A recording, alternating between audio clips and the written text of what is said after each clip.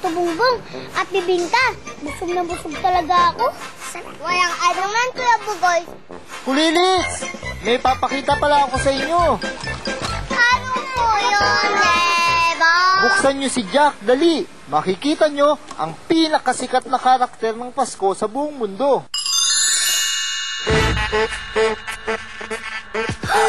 Wow, si Santa Claus! Say, nakita ko kanina. Guni-guni mo lang yan, Chacha. Huwag mo sabihin na nagugutom ka pa. O baka naman, kulang ka sa tulog. Matulog ka muna dun sa taas ng playhouse.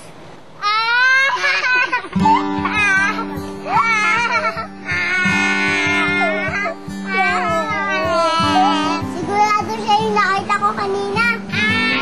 Yan na yun! Nagkukunin ka lang talaga! Tama na nga, Icy. Baka mapikon pa sa atin si Chacha. Kwento na lang natin sa kanya kung napuntahan natin pinakamalamig na pasyalan. Star World!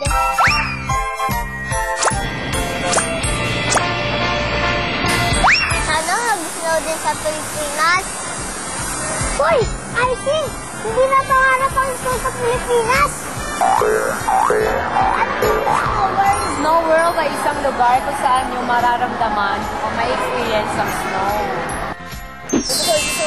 Anan!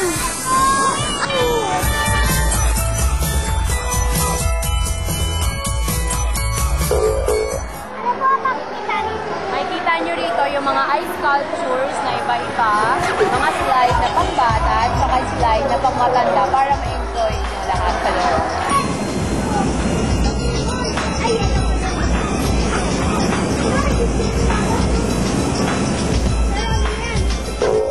Ice snowflakes ay nabubuo sa loob ng clouds kapag nagdidikit-dikit ang mga ice crystals. Buo ito kapag mababa pa sa 0 degrees Celsius ang temperatura. Wow, Kuya Bugoy, ganun pala! Oo, I see. Sa malamig na bansa, gaya ng Amerika, natural na bumabagsak ng snow dito tuwing panahon ng winter.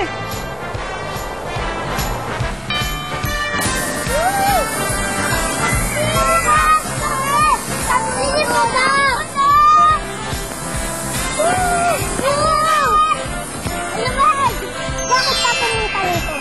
Kasi gusto ko mag-spend kami ng family namin. Ang pinaka-nagustuhan niyo dito? Yung pinaka-nagustuhan ko yung slide. Ilang beses na kami paulit-ulit na nag-slide. It was so fun. Bakit mo naman nagustuhan ng snow? Wala akong snow sa Pilipinas eh, kaya dito lang natin may experience ko.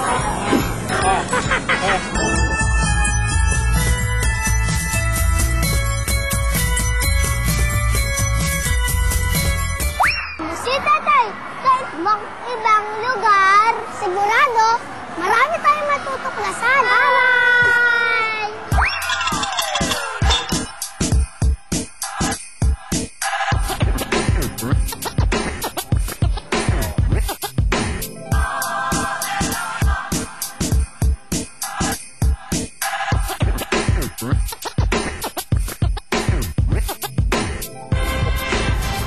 Ngayong Pasko, alamin natin ang Kulinits Top 5 pang-regalo! 5,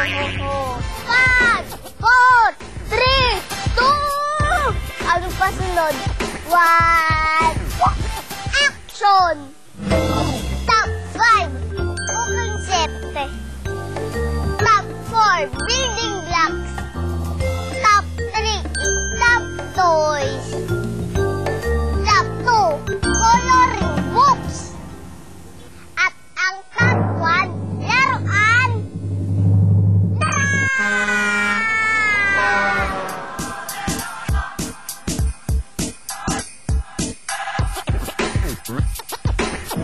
Bulaga! Oh, ano hinihintay nyo? Mag-shopping na! Well, me and you three have been good this year.